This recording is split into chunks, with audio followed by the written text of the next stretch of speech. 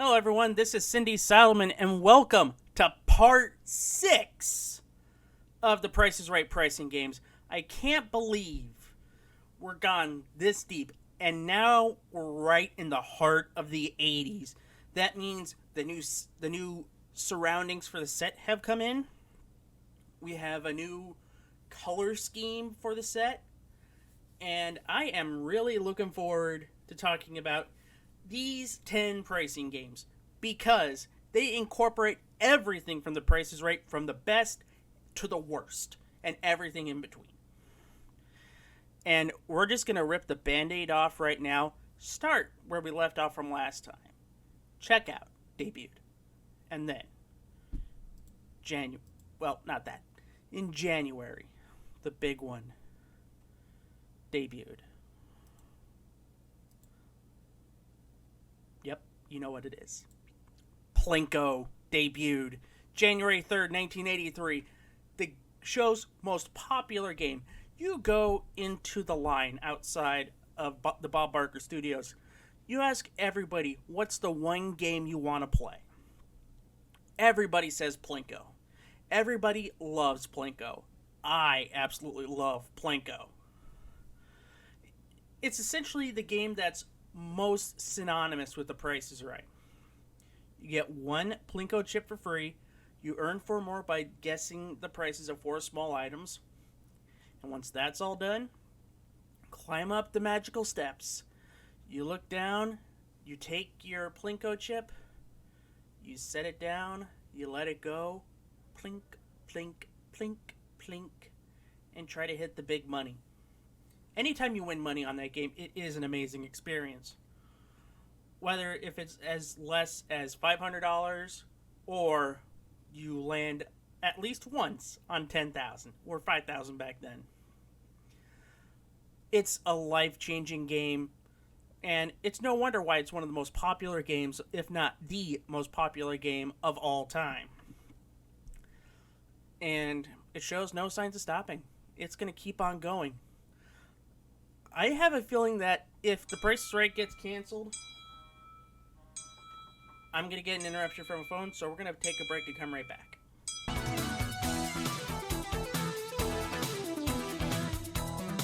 And we're back, and then we're going to talk about the next game that debuted a few months later, Master Key. Now, this, I think, is one of the few pricing games to have 2 separate set pieces, or main set pieces. First one with Master Key is you see 2 items, and you have to select which Price is Right. Get it right, you get a key. And you do this twice. So if you get 2 keys, you at least have a shot of winning something. Because there's 1 key for each of the 3 prizes. There's 1 key that opens nothing. I like to call it the dummy key. And there's one that is called the Master Key, which opens everything. I really love Master Key. I really do. Because it's an exciting mix of, building up the suspense of what are you going to win? Or if you're going to win at all. And I could see why the game has stuck around. I also like the new look for Master Key, that instead of the green and gold, it's now black and gold. And I just think it looks great. And now we go into the 12th season of the show, 1983. And the very first, and this is around the time period where they started the play-along game, where you could play along at home. You send in a card, and if the contestant won their pricing game, you get a duplicate of what they won. If they didn't, I think you got like a Price is Right t-shirt or something. So you still won something. But that got birthed from this. The phone home game, starting in December 12th, 1983. Now, I'm shocked that I thought this got retired in 87, but it lasted all the way to 89. And essentially what happened was you played along with a person from home. They were given the prices of 7 grocery items with their prices. They told you the price. You had to guess the item which it entailed. If you get it correct, then you two will share in the cash that's attached to that item. The lowest you could win is $200 or $100 between each of you. But if you hit upon the combination, which is 2,000, 3,000, 10,000, you wound up with $15,000 to show the game's max, or $7,500 split between the two of you. I thought it was a really cool idea. And honestly, this is the type of game that, because of where we're at right now, you can bring this back, maybe do a, get it sponsored by Skype or something. Skype or Zoom, and call it the Zoom game or the Skype game and do the exact same thing. They're given the list of the prices of the items and, do the exact same thing.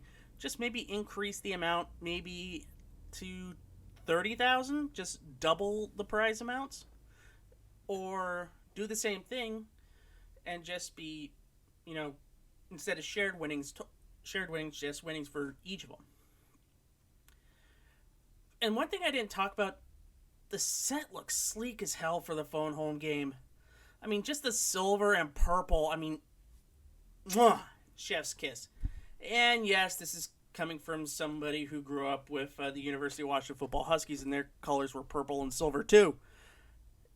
But alas. Anyway, we get to Walk of Fame. Now, this is an interesting pricing game. It debuted November 4th, 1983, lasted for 2 years. The object is you're shown 4 prizes. The first prize, the least expensive, you're given a range of $25 or so. And you have to guess the actual retail price within that $25 range. If you do, move on to the next one. If you miss anytime along the first 3, you're shown a couple of autograph books, and you get autographs from Johnny, the models, and Bob. Attached in one of those autograph books is a second chance. If you get the second chance, you continue to play, but the item that you missed is skipped. You can't win that prize. It's aight. I like the presentation more than I do the game itself. The range stuff, I think, works better in Rat Race more than it does than here. And I just not a fan, but I like the idea of Walk of Fame more than I do the game itself. And speaking of games that I like the idea more than the execution, the original Balance game debuted April 9th, 1984, lasted around the same time Walk of Fame got retired. Those 3 games got retired at around the same time. Now, with Balance game, the idea is you're shown 5 items, and you have to balance the scale. You have to do 2 first, and then add another one to one side, and try to balance them.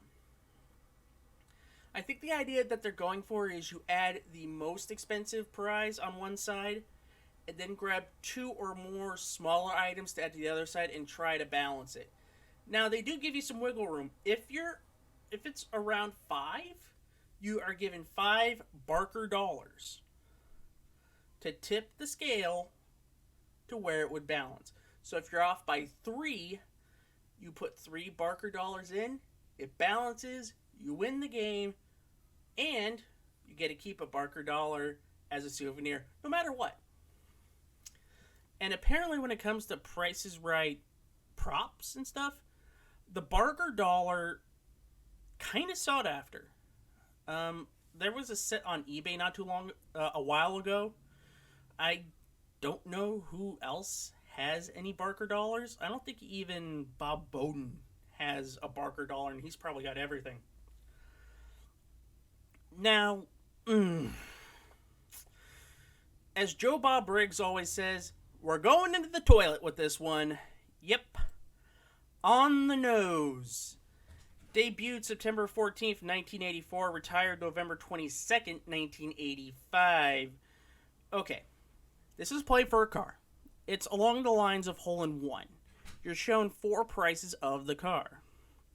If it's the furthest away from the actual retail price of the car, you only got 1 attempt. The closer you are to the car, the more attempts you get. If it's on the nose, you get 4 attempts and a $1,000 bonus. I think that $1,000 bonus was added because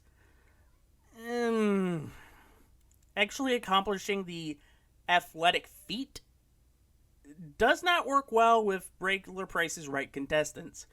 Whether it be baseball, where, as it's shown on the picture that I have, you have to throw a ball through a catcher's mitt. Football, you have to throw a ball between a catcher's hands, indicate that he would be able to catch the pass. Basketball, you got to make a jump shot. I think there's hockey and darts as well. What I would have loved is bowling. But that would have been too hard to set up. All you have to do, bowl a strike. You can do that. But that would be the length of the entire studio, and I don't think it would have worked. And this game wasn't that well received. I mean, Hole in One was well received because people can...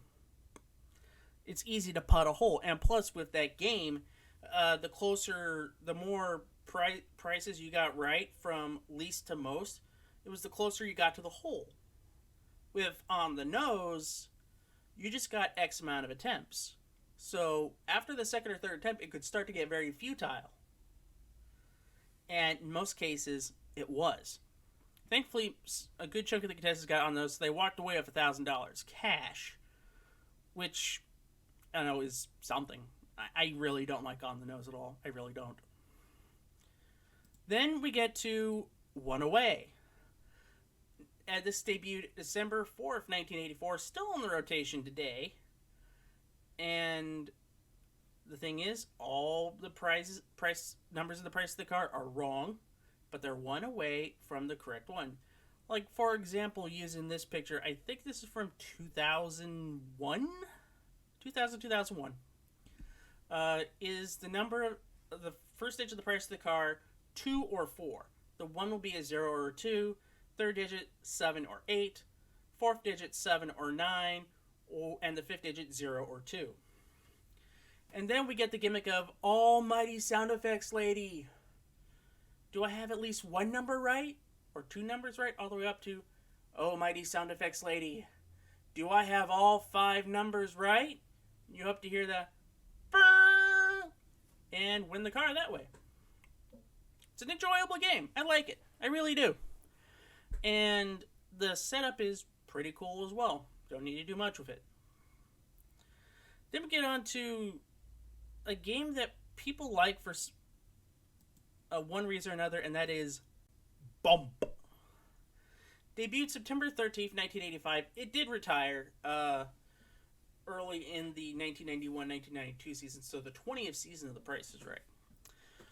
The object of this game is they're shown 4 prices on double-decker buses. It's supposed to be like London-esque. Now, you have to decide whether one prize is...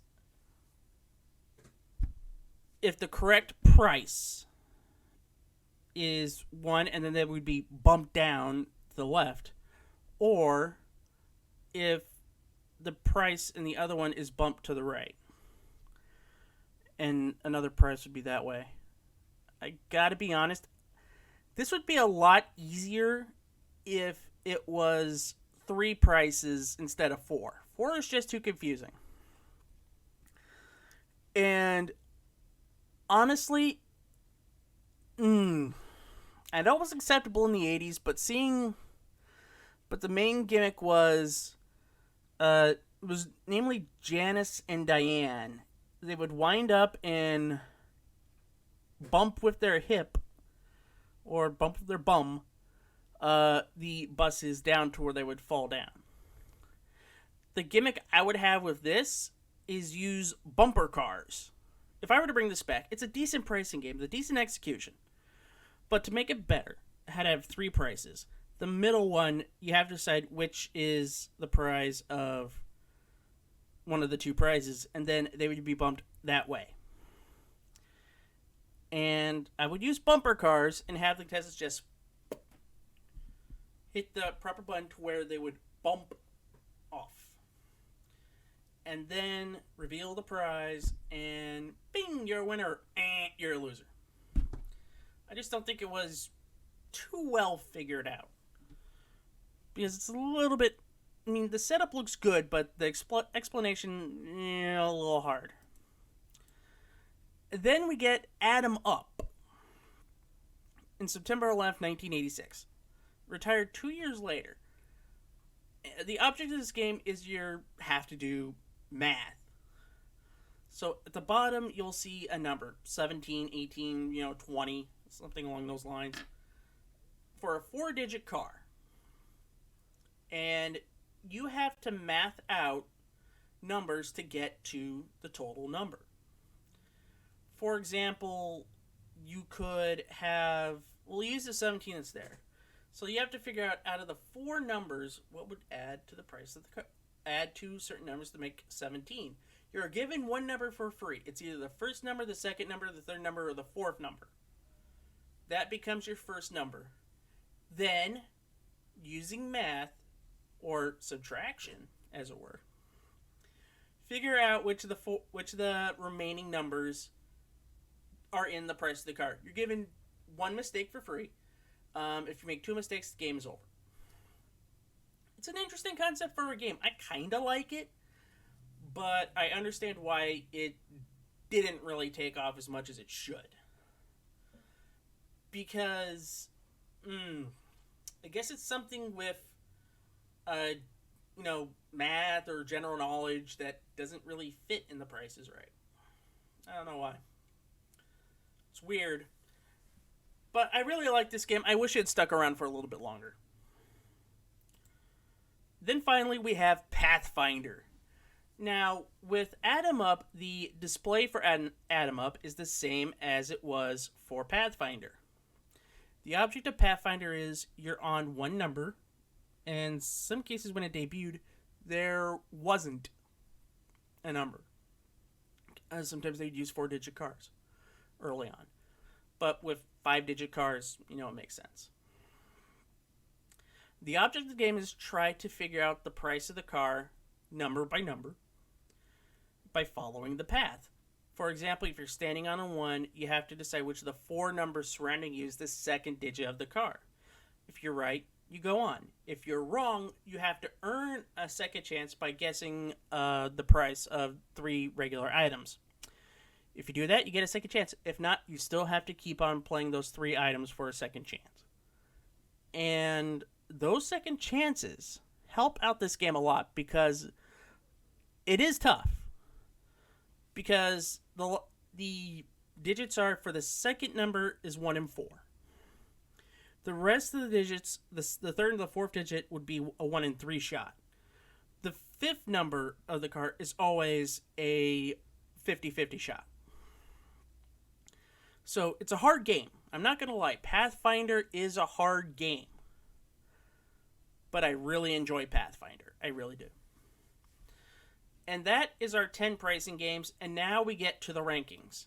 And if you've been paying attention, you know that we have a couple new entrants in the bottom 10. Professor Price, still the worst. Double-digit shower game, Bullseye 72, telephone game, and mystery price. On the nose, because you could still win like $1,000. So, if you guess the price of the car on the nose, that's why I kind of got it from being lower.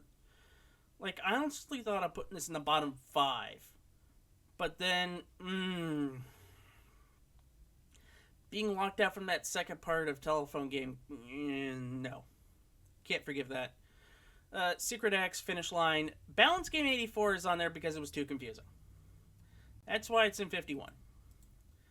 Then we have 5 price tags, double prices, Walk of Fame, because Walk of Fame's 48 because it's kind of hard to put my finger on it, but not really a fan of, the second chance aspect, and sometimes the ranges, didn't quite gel. Give or keep, Trader Bob, add 'em up 45. I guess math. It's like what Barry Greenstein says sometimes. Math is idiotic. Then we have one right price, poker game, blank check, squeeze play at 41. Then we get to grocery game at 40, hurdles 39, bump 38 because, I don't know, 4 prices kind of gets a little at times. Then we have Take Two, Bullseye, Checkout, Barker's Bargain Bar or the Bargain Game, Penny Ante, Safe Crackers. Then at the top half right now, 3 Strikes, Danger Price, Phone Home Game at 28. I struggle with Phone Home Game.